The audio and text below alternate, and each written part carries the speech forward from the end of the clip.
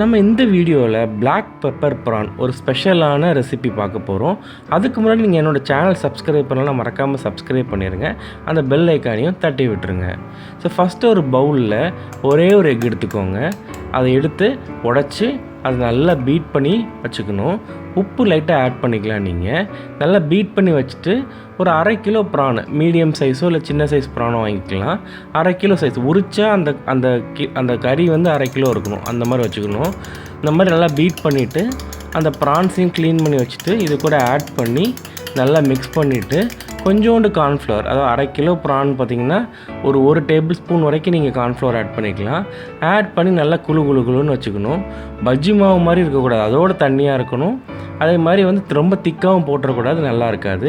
So இந்த மாதிரி குழுன்னு இருக்கணும்.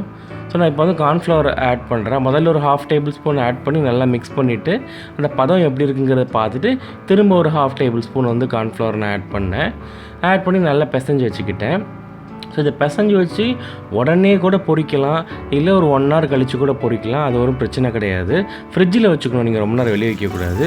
ஸோ நல்லா கடலெண்ணெயை நல்லா சுட வச்சுட்டு அதில் வந்து ஒவ்வொரு ப்ரானாக தனித்தனியாக உள்ற மாதிரி போட்டு நல்லா ஹை ஃப்ளேமில் பொரிச்சு எடுத்துக்கணும். ஒரு 1 minute பொரிஞ்சிடும் ஃப்ரெண்ட்ஸ். நல்லா கோல்டன் கலரில் வந்துடும். ஸோ இந்த மாதிரி கோல்டன் கலரில் வந்தோடனே அதை வந்து ஒரு பிளேட்டுக்கு ட்ரான்ஸ்ஃபர் பண்ணி வச்சுட்டு நம்ம அடுத்தபடியாக வந்து ஒரு ஃப்ரையிங் பேனில் நம்மளோட பிளாக் பெப்பர் ப்ரான் டிஷ்ஷை செய்ய ஆரம்பிச்சிடலாம்.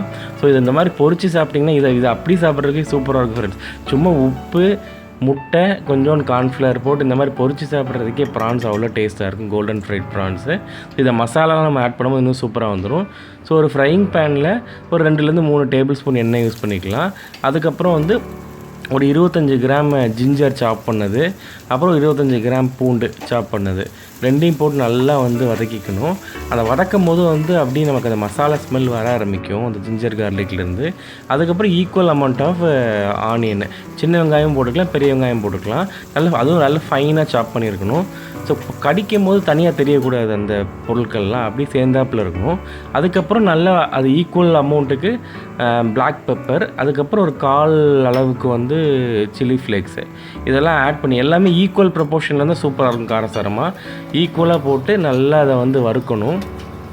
கொஞ்சம் நல்லா வறுந்ததுக்கப்புறம் கொஞ்சோண்டு சோயா சாஸ் யூஸ் பண்ணணும். ஸோ சோயா சாஸ் தான் வந்து இந்த டிஷ்க்கு வந்து பிளாக் கலர் கொடுக்க போகுது.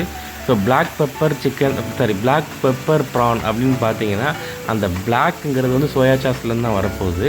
ஸோ அதை நல்லா மிக்ஸ் பண்ணி விட்டுட்டு கொஞ்சோண்டு வந்து கெச்சப் ஆட் பண்ணிக்கலாம், டொமேட்டோ கெச்சப்பு, லைட்டாக ஒரு டேங்கியான ஒரு ஸ்வீட்னஸ் இருக்கிறதுக்காக ஆட் பண்ணி நல்லா இது பண்ணி விட்டுட்டு இது நல்லா வறுந்ததுக்கப்புறம் கொஞ்சோண்டு தண்ணி ஊற்றி லைட்டாக கிரேவி மாதிரி பண்ணிவிட்டு அதுக்கப்புறம் நம்ம ஃப்ரை பண்ணி வச்சுருக்கிறோம்ல அந்த ப்ரான்ஸை எடுத்து உள்ளே போட்டு அந்த கிரேவியோடு நல்லா மிக்ஸ் பண்ணி பரட்டி எடுத்துகிட்டு தேவைன்னா கொஞ்சம் பெப்பர் அதுக்கப்புறமும் போட்டுக்கலாம். உப்பு ரொம்ப போட தேவையில்லை, ஏன்னா வந்து சோயா சாஸ்லேயே வந்து சால்ட் இருக்கும், அதனால் ரொம்ப உப்பு போட்டுறக்கூடாது. பெப்பர் வந்து எவ்வளோ நாள் ஆட் பண்ணிக்கலாம் உங்களோட காரத்துக்கு ஏற்ற மாதிரி. அதை நல்லா போட்டு நல்லா பரட்டியே இருந்துச்சுங்களேன். தண்ணி வற்ற இந்த ப்ரான்ஸ் வந்து அப்படியே வந்து அந்த மசாலாவை பிடிக்கும். அந்த எக்குலாம் இருக்கிறனால ப்ரானில் நல்ல மசாலா கோட்டாயிரும். அதுக்கப்புறம் நல்லா வறுத்ததுக்கப்புறம் நல்லா ட்ரை ஆனதுக்கப்புறம் கொஞ்சோண்டு மல்லித்தலையை போட்டு இறக்கிற வேண்டியதான் ஃப்ரெண்ட்ஸ். இது வந்து சப்பாத்திக்கு சூப்பராக இருக்கும், தோசைக்கு சூப்பராக இருக்கும், ஒரு ஸ்டார்டராக சாப்பிட்றதுக்கு ஒரு அருமையான டிஷ்ஷு. மறக்காமல் இதை நீங்கள் வீட்டில் ட்ரை பண்ணி பாருங்கள். எப்படி வந்துச்சுங்கிறத என்னோட கமெண்ட் செக்ஷனில் போடுங்க. தேங்க்ஸ் ஃபார் வாட்சிங் my video friends. See you all in another video. Bye.